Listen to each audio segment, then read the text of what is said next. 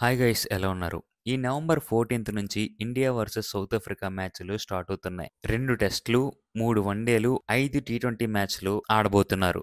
So, Vizag వేదికగా మూడో one day జరగబోతుంది. చాలామంది క్రికెట్ ఫ్యాన్స్ ఈ మ్యాచ్‌కి వెళ్లాలనుకుంటున్నారు. మెయిన్ రీజన్ ఏమిటంటే రోహిత్ శర్మ అండ్ విరాట్ కోహ్లీ ఎప్పుడు రిటైర్మెంట్ ఇస్తారో తెలీదు. మళ్ళీ వాళ్ళు వైజాగ్‌కి ఎప్పుడొస్తారో కూడా తెలీదు. మళ్ళీ వారి ఆటను డైరెక్ట్‌గా చూసే అవకాశం చాలా మందికి రాకపోవచ్చు. అందుకనే ఈ మ్యాచ్‌కు వెళ్ళడానికి చాలా మంది ప్రయత్నిస్తారు. చాలా మంది ఈ మ్యాచ్ టికెట్లు ఎప్పుడెప్పుడు ఓపెన్ చేస్తారా అని ఎదురు చూస్తున్నారు. ఈ మ్యాచ్ డిసెంబర్ 6వ తారీఖున శనివారం జరగబోతుంది.